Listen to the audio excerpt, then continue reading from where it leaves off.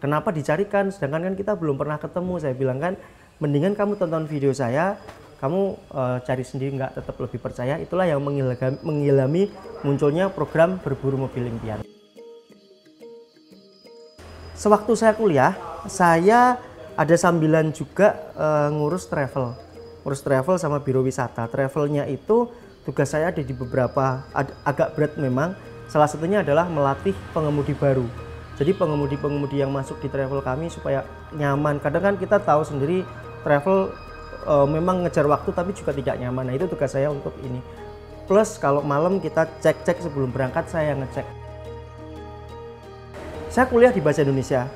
Sama sekali teknis kendaraan saya tidak tahu sama sekali waktu itu. Nah akhirnya karena pekerjaannya di situ, mau tidak mau saya harus mempelajari, berlatih. Dari pengalaman itulah saya bisa terapkan di channel saya sekarang. Saya bisa menyederhanakan proses belajar, mungkin akan mudah karena tinggal ini tidak usah digerakkan saja kan sudah lulus. Kan?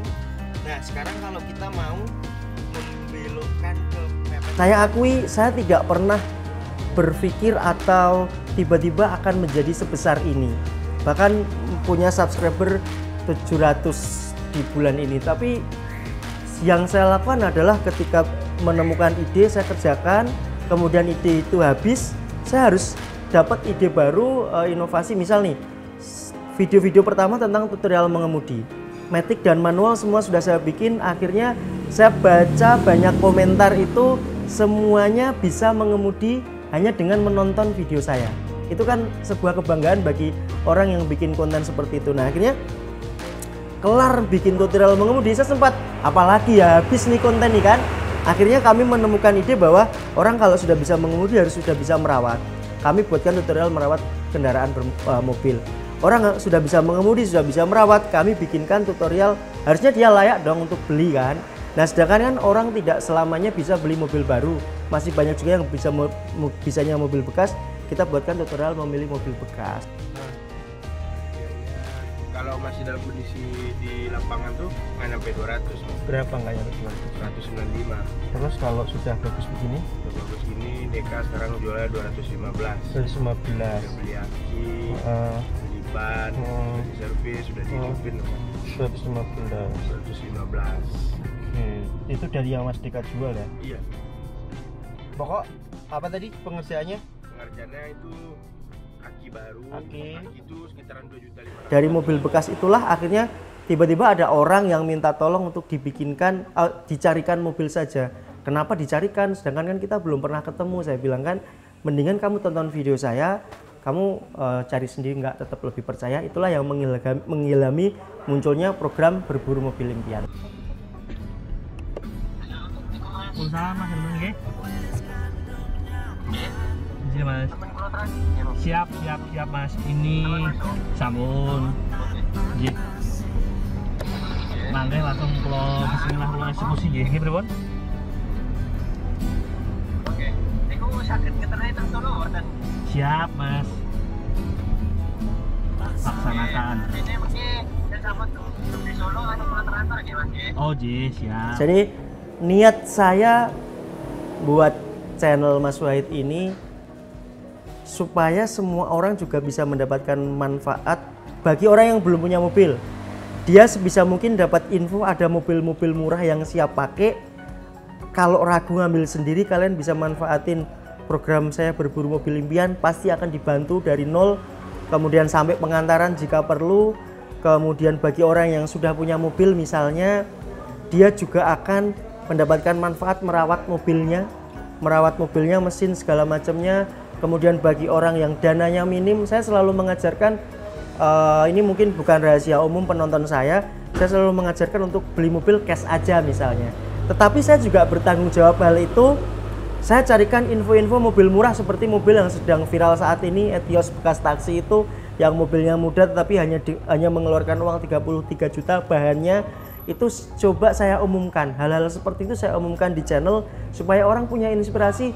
Oh ternyata beli mobil itu nggak harus yang mahal banget, ada yang murah-murah tetapi bisa perlahan-lahan kita bisa benerin sampai akhirnya siap pakai. Jadi konsep dari Berburu Mobil Impian itu sebenarnya memudahkan orang ingin punya mobil. Kalau dulu lah zaman 6 tahun yang lalu kalau nyari mobil kalau nggak 100 juta rasanya gimana gitu kan, kayak nanti takut rusak gimana dan lain-lain. Maka dari itu saya coba balik perspektif itu, ada kok mobil yang murah tetapi memang nanti akan ada PR, akan ada trouble. Nah, trouble-nya itu sudah saya sediakan dengan cara saya ambil unitnya duluan nih.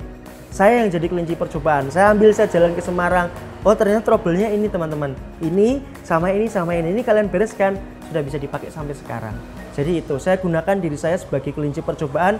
Walaupun ada juga yang ngomong nih, iyalah kamu demi konten, demi AdSense. Iya memang saya akui demi, tapi seberapa konten dan AdSense sih kalau dibandingkan dengan modal saya beli mobilnya. Dan itu tidak cuma 1-2, saya ambil misal musim limo saya ambil limo, musim Etios saya ambil Etios, musim mobil bekas tambang saya ambil juga, supaya kalian bisa paling tidak jangan salah langkah. Ada saya yang mencoba duluan, kalian ikuti itu, harapanku itu. Kalau ingin segalanya itu besar, baik, mudah, berkah kalau bahasa saya, harus sebisa mungkin bermanfaat untuk banyak orang. Maka di setiap closing video saya selalu bilang semoga video ini tetap bermanfaat apapun manfaatnya. Kadang manfaatnya bagi orang diambil tutorialnya, ilmunya. Kemudian ada juga yang cuma hiburannya.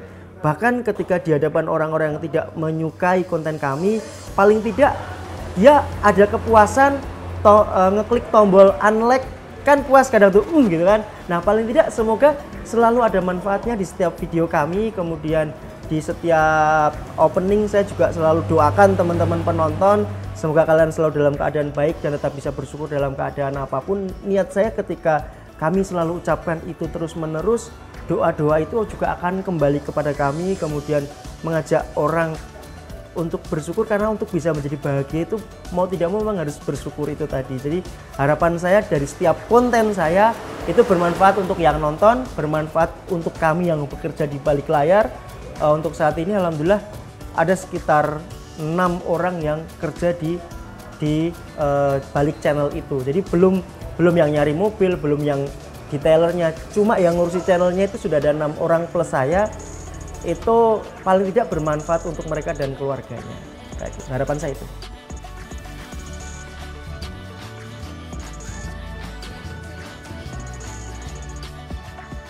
Kalau ngomongin bagaimana membesarkan channel, kayak semua itu sudah diatur gitu sama Tuhan lah ya. Tiba-tiba ketika saya waktu itu 2015 masih rebahan di sofa rumah nontonin Omobi, ngayalnya Omobi, nontonin Mas Fitra, nontonin Mas Ridwan. Nggak selang lama di minggu itu juga sebelum tidur saya dapat chat email dari Mas Ridwan. Dia kayak tanya, Mas gimana sih cara milih mobil bekas. Waktu itu dia mau ambil gate yang 2 pintu itu, kalau kalian ingat di videonya. Saya jawab, akhirnya kami komunikasi, kami akrab. Kemudian Mas Ridwan yang ke Semarang duluan. Bener-bener Mas Ridwan yang main ke rumah saya ingat betul waktu itu nyari subscriber 80.000 itu 2 tahun. Kemudian ketika Mas Ridwan datang, nggak lama 2 bulan 3 bulan sudah di 120.000 subscriber saya, sehingga kemudian kenal Mas Ridwan. 2 kali collab dengan Mas Ridwan saya ke Jakarta, kemudian dikenalkan sama Om Mobi dulu. Om Mobi waktu itu makan bareng, kemudian bikin konten apa bareng sama Om Mobi, kemudian mereka bertiga ke Semarang, ada acara sebuah brand mobil di Semarang. Saya ketemuan sama mereka bertiga, berempat plus saya, akhirnya collab satu persatu tuh mewawancari saya, cerita dibalik munculnya Berburu Mobil Impian yang menurut mereka ini mah nggak masuk begitu kan. Nah, jadi ceritanya seperti itu. Akhirnya saya belajar dari mereka bertiga. Justru kalau ingin meningkatkan channel atau membesarkan channel tidak bisa dengan harus dengan kooperatif gitu, harus dengan kolaborasi, harus dengan rukun satu sama lain. Akhirnya saya kolaborasi dengan Laknat, dengan Sony Setiawan Istimimir, semua yang berkaitan dengan otomotif hampir sudah pernah kami ajak kolaborasi. Jadi itu mungkin cara termudah untuk meningkatkan, ternyata bukan dengan kompetisi tapi dengan kolaborasi.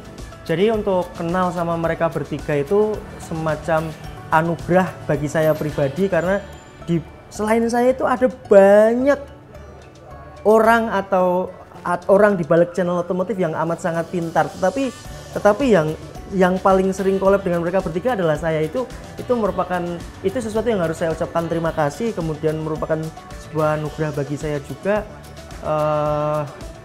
Ya itu terima kasih. Sampai yang bikin terharu hari ini, mereka bertiga menghadiri openingnya bengkel saya gitu. Siapa saya sampai bisa mendatangkan mereka bertiga?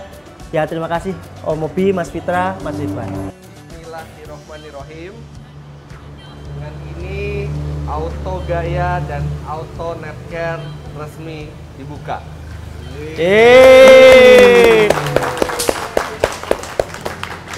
Terima kasih.